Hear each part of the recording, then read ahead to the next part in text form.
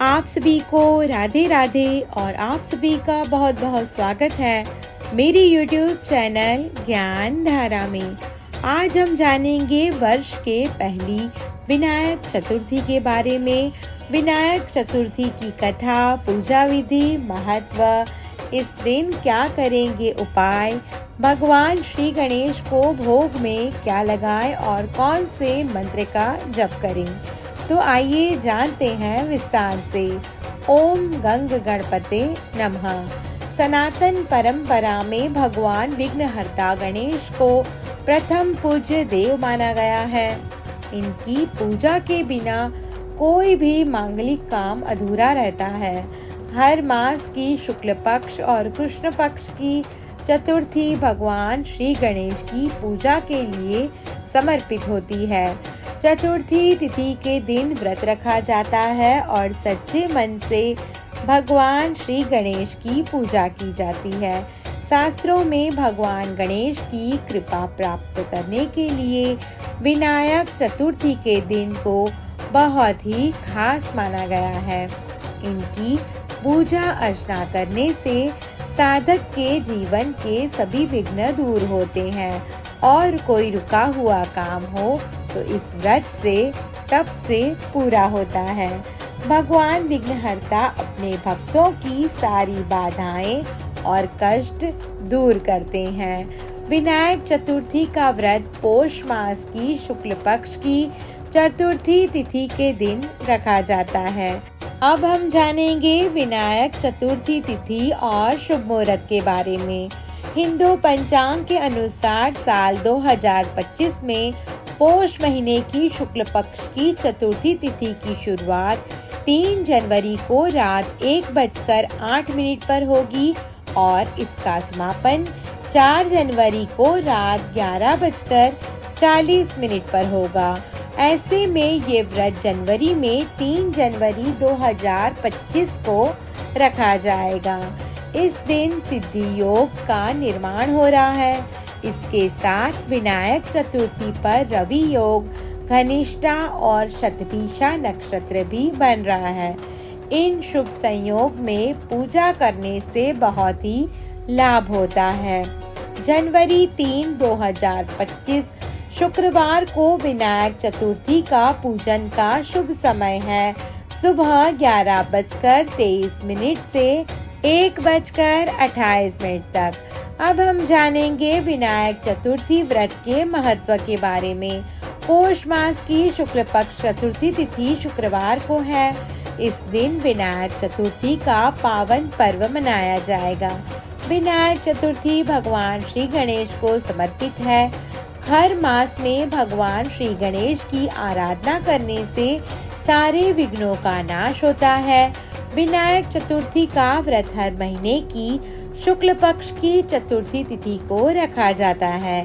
पोष मास की गणेश चतुर्थी का धार्मिक और आध्यात्मिक महत्व विशेष है। मान्यता है कि इस दिन भगवान श्री गणेश जी की आराधना करने से सभी बाधाएं दूर होती हैं और घर में सुख शांति व समृद्धि का वास होता है। अब हम जानेंगे विनायक चतुर्थी की पूजा विधि के बारे में। विनायक चतुर्थी के दिन व्रत और पूजन करने के लिए ब्रह्म मुहूर्त में स्नान कर साफ सुथरे वस्त्र धारण करें। उसके बाद एक पूजा स्थल की सफाई करें, गंगा जल छिड़क कर शुद्ध करें। उसके बाद एक लकड़ी की चौकी पर भगवान श्री गणेश की मूर्ति या प्रतिमा स्थापित करें। कुमकुम का तिलक लगाकर पीले फूलों की माला अर्पित करें। देसी घी का दीपक जलाएं और भगवान श्री गणेश को उनके प्रिय मोदक का भोग लगाएं। अब हम जानेंगे विनायक चतुर्थी व्रत कथा के बारे में। विनायक चतुर्थी की पौराणिक कथा के अनुसार एक बार माता पार्वती और भगवान शिव नर्मदा नदी के तट पर चौपड़ खेल रहे थे। तब खेल में हार जीत का फैसला करने के लिए महादेव ने एक पुतला बनाया और फिर उसकी प्राण प्रतिष्ठा कर दी। फिर भगवान महादेव ने उस बालक को खेल के विजेता का फैसला करने की जिम्मेदारी दी।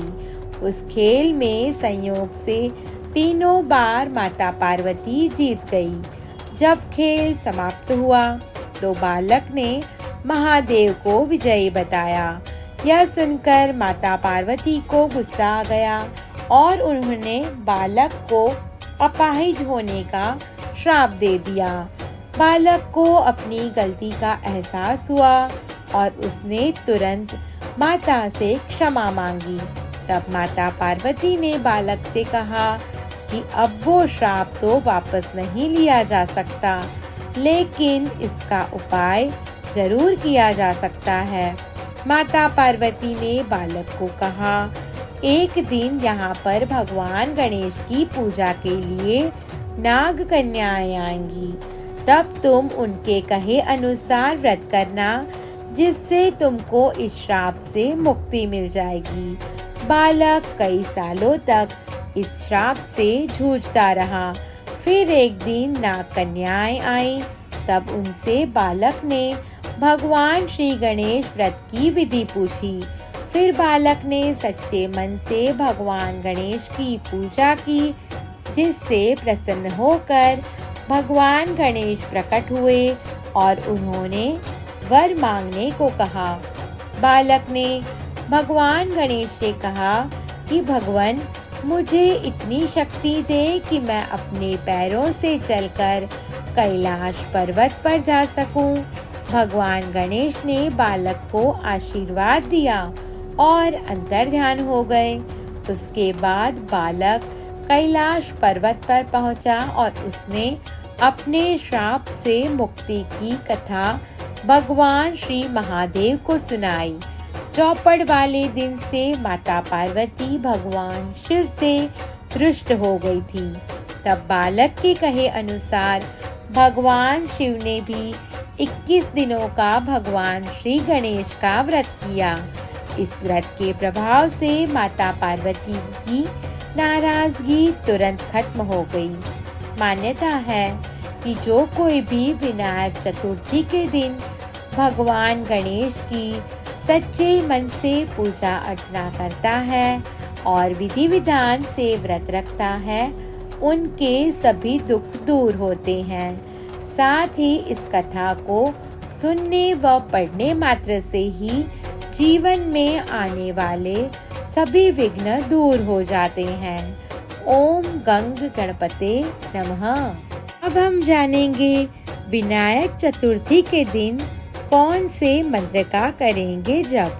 तो पहला मंत्र है ओम एकदंताय विद्महे वक्रतुंडाय धीमहि तन्नो दंती प्रचोदयात्। और दूसरा मंत्र है ओम गंग गणपते नमः। इस मंत्र का जप 108 बार करें। अब हम जानेंगे भगवान श्री गणेश को भोग में क्या लगाएं।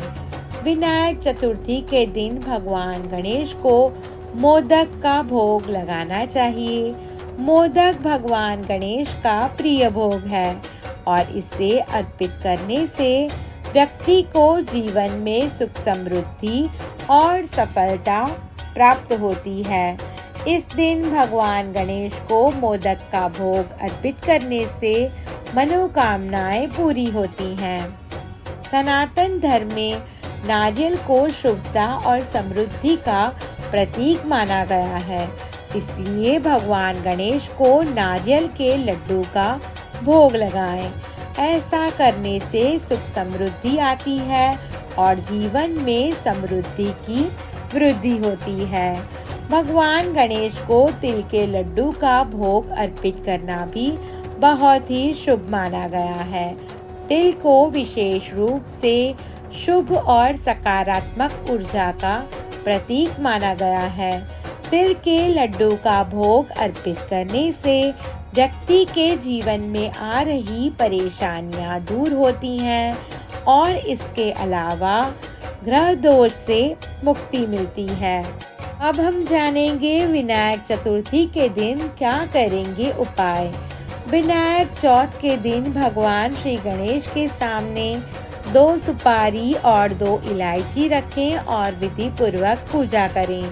ऐसा माना जाता है कि इस उपाय से भगवान गणेश की कृपा प्राप्त होती है और जीवन की सारी बाधाएं समाप्त होती हैं। इस दिन एक लाल रंग के कपड़े लें और उसमें श्री यंत्र को बीच में रखकर उसके साथ एक सुपारी भी रखें।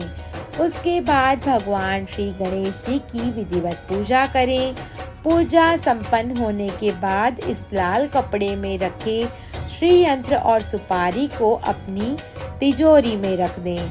इस उपाय से धन में वृद्धि और आर्थिक समृद्धि का योग बनता है। विनायक चतुर्थी के दिन शाम चंद्रोदय के समय एक लोटे में शुद्ध जल भरें और उसमें लाल चंदन, कुश, पुष्प और अक्षत डालें। इसके बाद चंद्रमा को अर्घ्य अर्पित करें। ऐसा करने से परिवार में कुशलता का आशीर्वाद मिलता है। भगवान श्री गणेश को विघ्नहर्ता भी कहा गया है। इस दिन विघ्नहर्ता की विधि विधान से उपासना करने से घर में सुख, शांति और समृद्धि का वास होता है। यह व्रत उन लोगों के लिए विशेष रूप से फलदायी है जो कार्य क्षेत्र में सफल और कामकाज में आने वाली बाधाओं को दूर करना चाहते हैं।